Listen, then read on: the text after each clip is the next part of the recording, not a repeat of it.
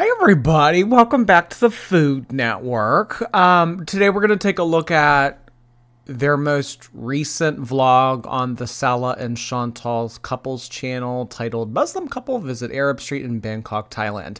Now, after the elephant one, listen, burn me once, okay, burn me twice, not going to happen. So after that elephant one, I did start to vet these videos a little bit. If there is anything that even comes close to the level of boring that was that elephant one, no. I mean, this one isn't too exciting by any means, but it's more stomachable than that elephant one. So I guess we'll hop into it and everything. I know that she has a couple eat with me kind of videos on her main channel and everything. So maybe we'll just go through this one a little bit quicker and then go into the eating ones and everything. I'm not really sure yet, but I don't know. Let's just see.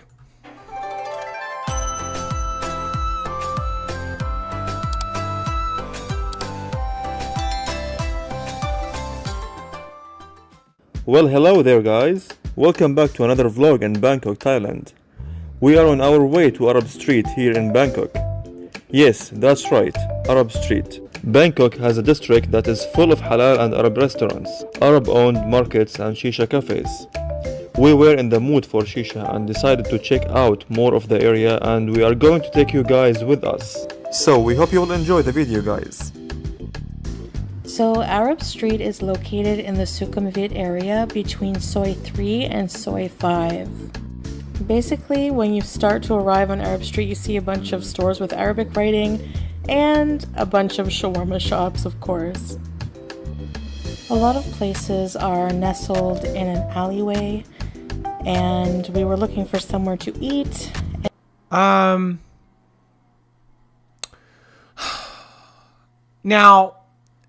I don't think that there's been too much of a discussion on this, but I swear I didn't dream this. I did see someone say this somewhere, that this couple's channel, this little thing that they're doing, the whole like, oh, travel with us, look, we're such a happy couple, look, we do stuff together. This would help their case or their application or whatever for him trying to get Canadian citizenship.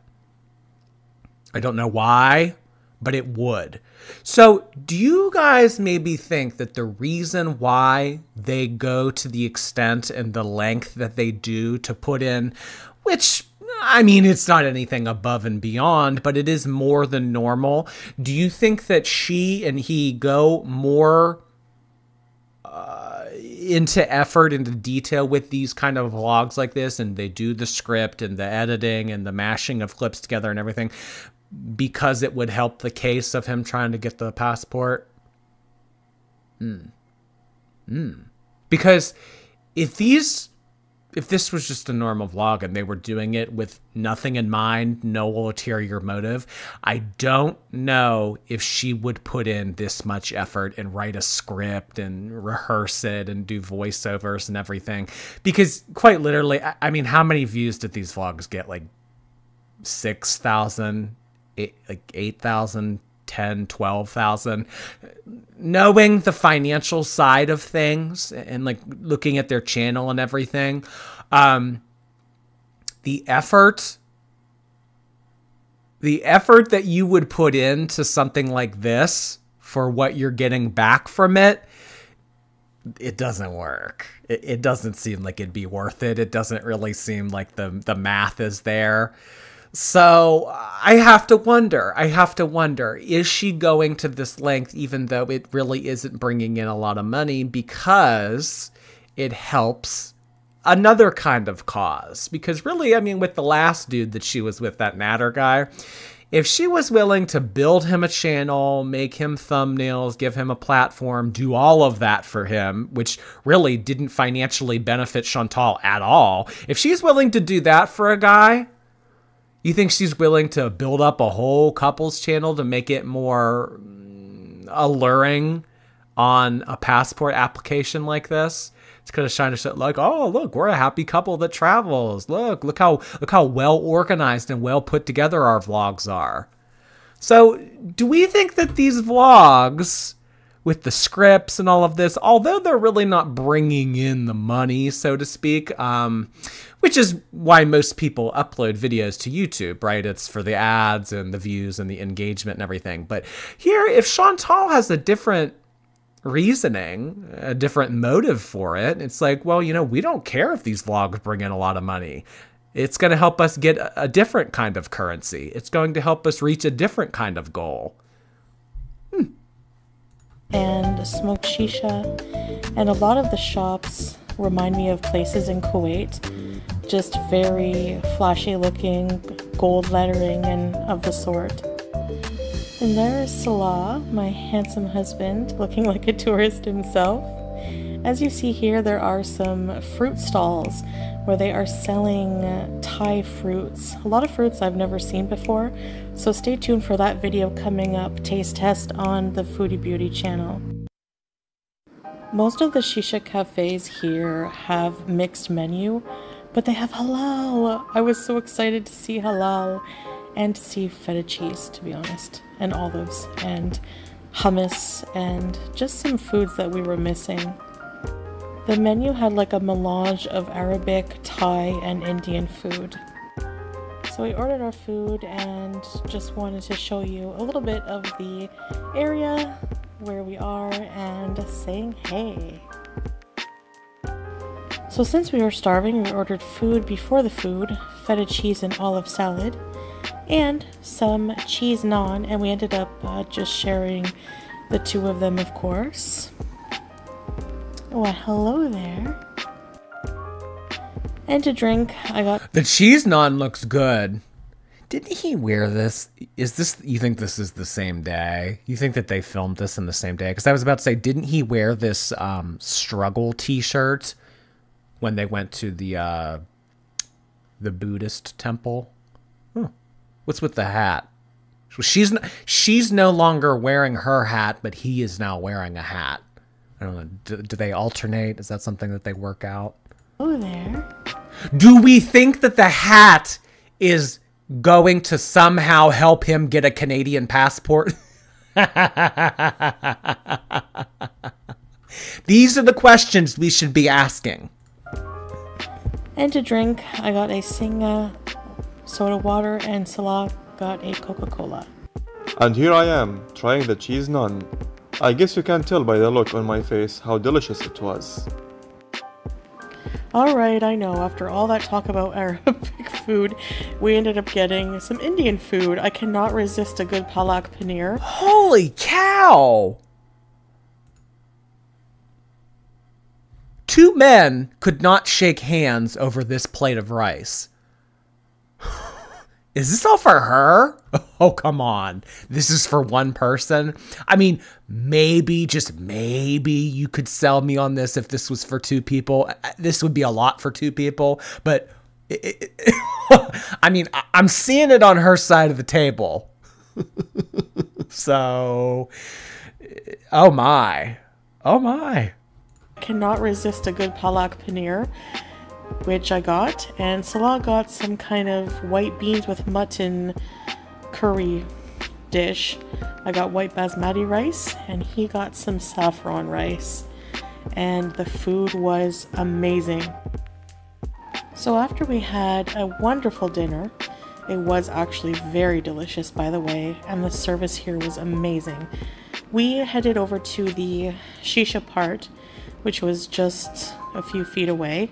They have a separate lounge area, which is usually dimly lit. They turned on the light for a few moments so we could order something off the menu to drink. You know what? You have to wonder at what time of the day they're going to these places. Because there was no one in there. No one in the dining portion of the restaurant. And then they went over to the shisha part. No one in there. I mean, I don't know. I've never been to a hookah bar or a shisha bar or anything like this, but I would imagine that places like this would be a lot more happening at night.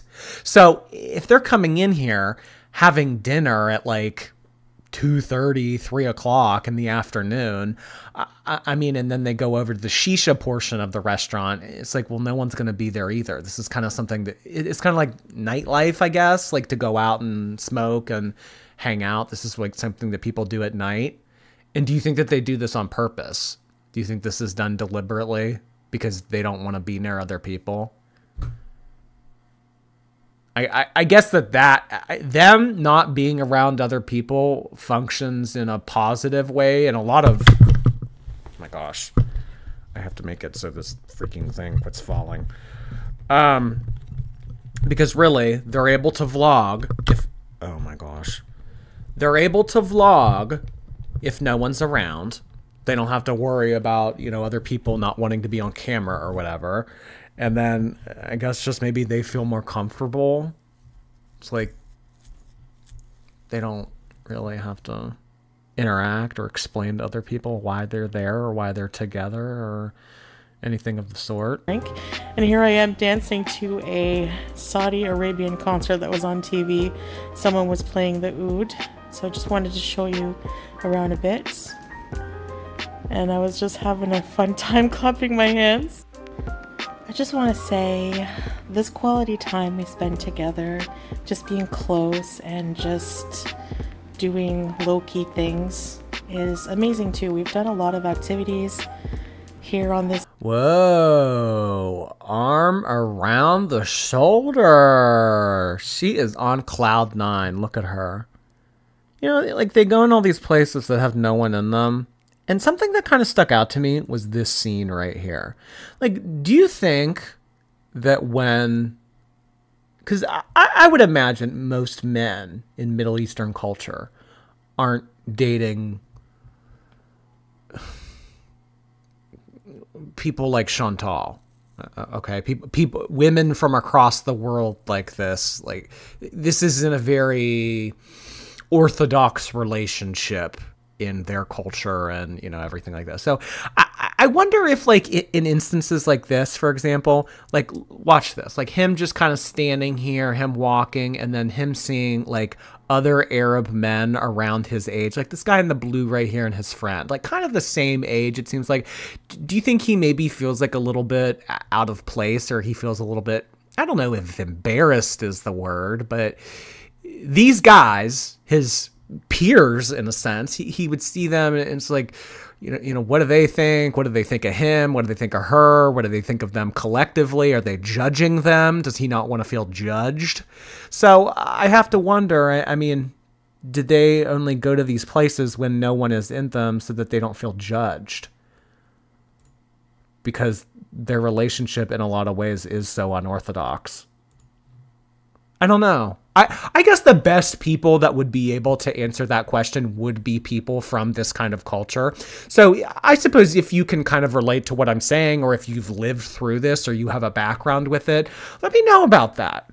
Do you think that there would be like a sense of shame or a sense of like embarrassment that would overcome Salah in these kind of instances when he would see other, you know, men his age like this, when he, in this kind of setting?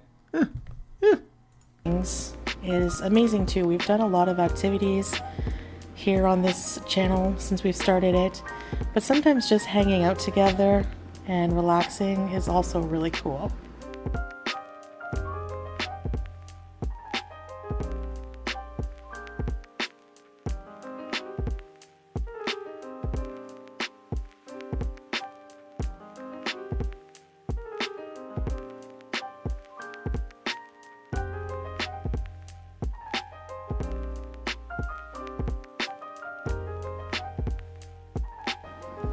So we decided just to share a lemon mint shisha, our favorite flavor, and I really didn't have all that much.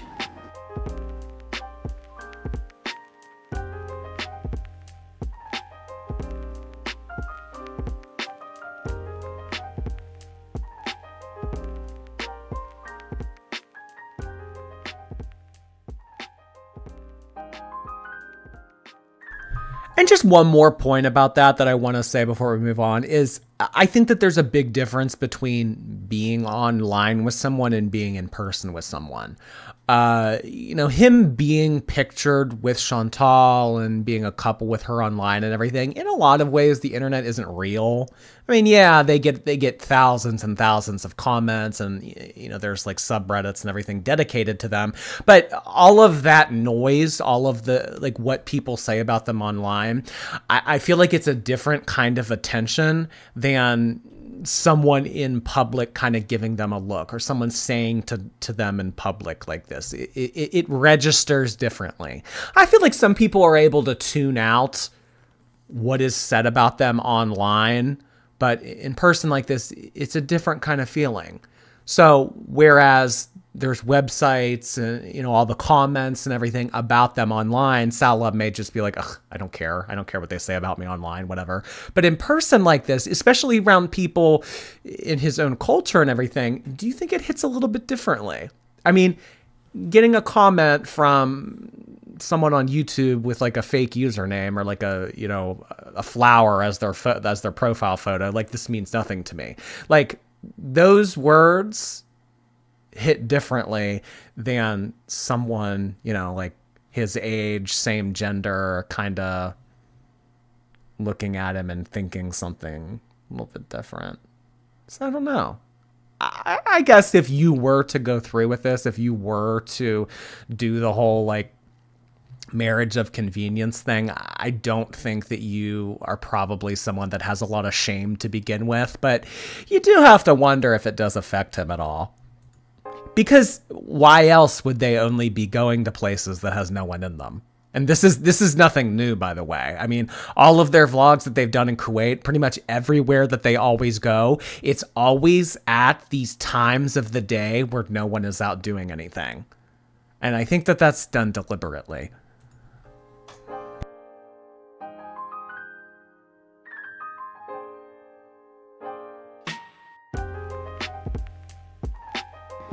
Now I know I have asthma, but for some reason the shisha, maybe because it's through a water bong, doesn't irritate my lungs as much, and I only take a few puffs here and there. I don't have a whole one to myself. So I ordered a doodh patti chai, which is basically the tea boiled with milk and sugar, not water. It was really good. Actually guys, this restaurant is very good service, food taste and very reasonable prices. Exiting the shisha cafe. I noticed you said that about the last shisha place that they went to too. I mean, no one in there. They're the only ones in there. Excellent service. Oh my gosh, you would think that we were the only people in there. They were so on top of everything, anything that we needed. And everything came out very quickly. We ordered it. I mean, within 15 minutes, everything was brought to us. Seriously, excellent service. I mean... And restaurant, the streets, as we looked around, were just alive, to say the least. You could smell a different myriad of foods cooking. There's people walking in all directions. You have to be careful not to run into anyone. There are also a lot of... Now I want to play this back. I want to play this back. Notice some of the guys that are walking past them. Notice some of the looks that they are receiving. Interesting. Kind of ties into my point from earlier. Myriad of foods cooking. There's people walking in all directions. You have to be careful not to run into anyone. There are also a lot of vendors selling all different kinds of things you can imagine. More traditional Arab restaurants as well around the streets. And people just selling everything, you know, bracelets, keychains, things that they made by hand.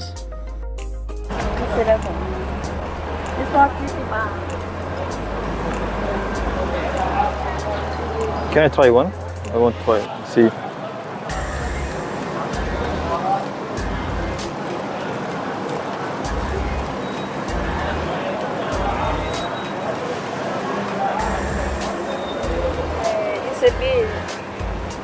Looks nice.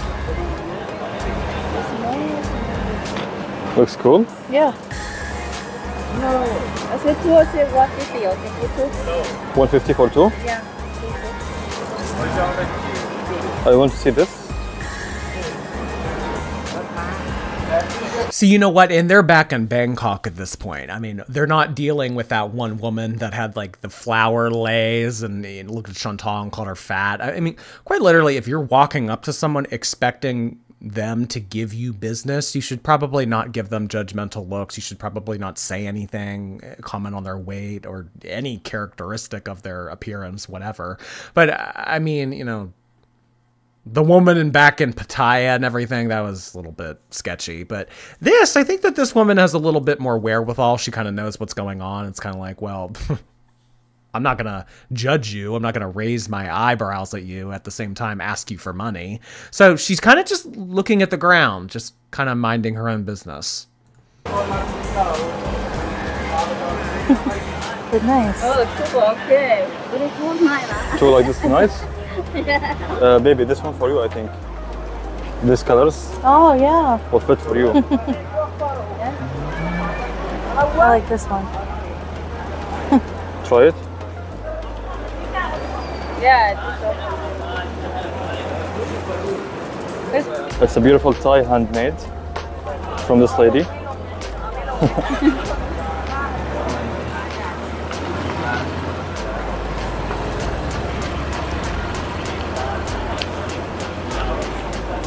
Okay. Thank you very much. It is? You have pedicure? Ah. And how much for this one? like 900, sir. How much? 900. 900? Why, too much. No, expensive so much, right? Yeah. Shukran. Yemen. Oh, Yemen? Oh,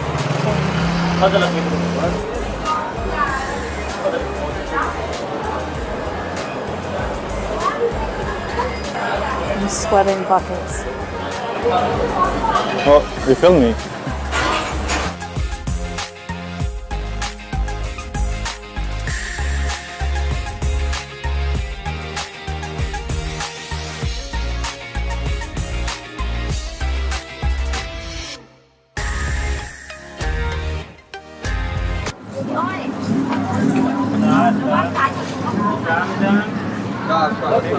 Thank you. It's raining. Oh, really? Yeah. You want to take tuk-tuk?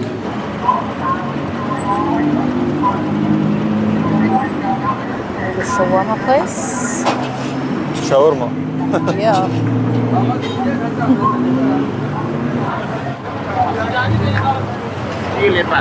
No, too much. 150. 150. Oh. So originally the tuk-tuk driver wanted 4 hours. I was about to say, are they bartering with him? They're bartering with him. And I don't know if you caught it earlier, but when they went and talked to the pedicure woman, she said it was going to be 900 baht. I don't know what that translates to in our currency, but they said it was too much. So starting to be a little bit more frugal. Frugal. I guess that they blew all their money at the elephant thing, because that was $112 for admission. That's funny. That's funny though that he started out at 400 and he was able to get him down to 150. He probably, honestly, not even being shady, he probably factors in the gas for the type of person that's getting on. 100 baht, which, guys, I'm gonna do a video on this. Do not accept a high price right away. You have to negotiate, because a taxi would have only been like you have to negotiate. He did all the negotiating. He did all the bartering. You guys have to get like difficult with them. You have to really stake your claim. You can't just agree to whatever they propose initially. You have to, like Chantal, you didn't do any of that. He did all of it. 150 or 140 baht. So finally we negotiated on 160 and he accepted that. The raining breeze is out of control. It's really nice. Very nice. One good thing about taking a tuk-tuk One good thing about taking a tuk-tuk is like fresh air. Yeah. It's a vibes. Yeah.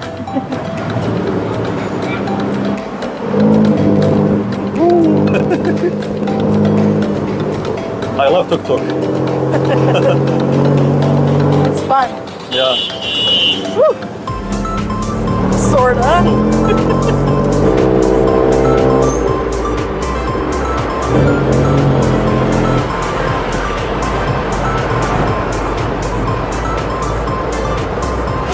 I wonder if she feels secure in this. Have you ever...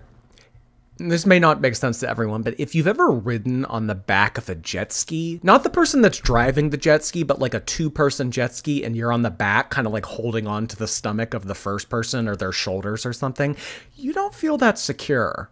Or at least I didn't, or on a wave runner. I'm not sure the difference, but if you're on the back of a jet ski holding on to the person that is driving it, you don't feel secure at all. I wonder if she feels secure in this thing. I mean, he's like way wedged in the corner over here. Doesn't really seem like he has too much room, but I mean, she's kind of like, I feel like she's laying on an angle here because she has to be.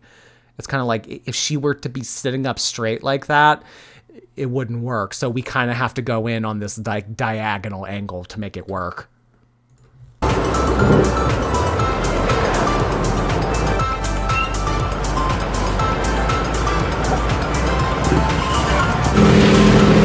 Whoa, it's raining so bad. I'm getting soaked.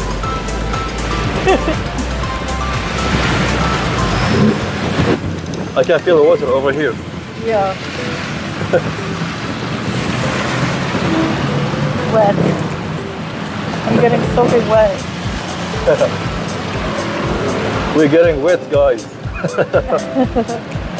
Oh, mashallah. Oh, spider web, babe. Yeah. I'm scared. Whoa.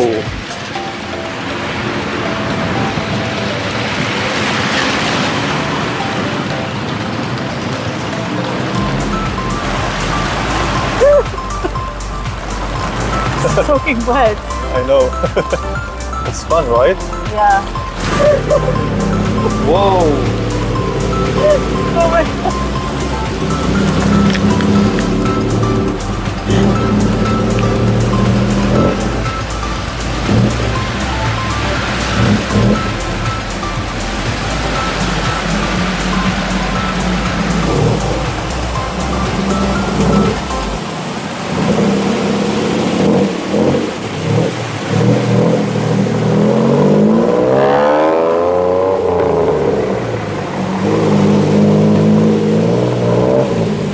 And I'd imagine that they have to take this little tram tuk-tuk thing instead of a taxi because it's cheaper. You know, as we've seen, a little bit of bartering, and we just can't do whatever.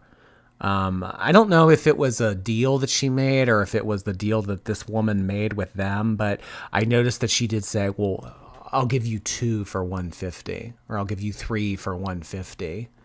Like, you know, we're at this point of the trip, we're kind of cutting corners. And then especially like with the boil and everything that happened with that and the unexpected medical expense, it's becoming necessary. So we can't be, even though it's pouring down rain like this, I mean, we can't be taking taxis.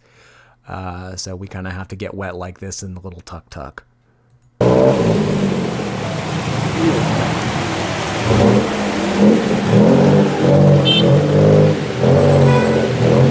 And which, I mean, the alternative to this would be walking. And I don't even know if that's an option. I highly doubt that that's even an option.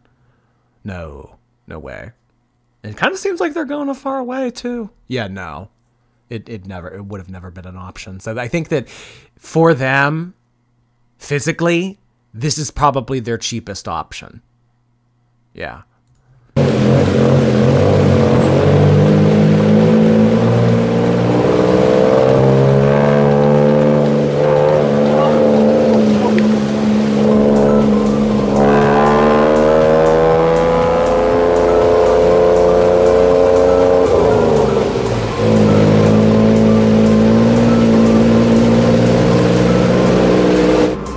Alright guys, I hope you enjoy walking around with us in the Arab street in Bangkok, Thailand here.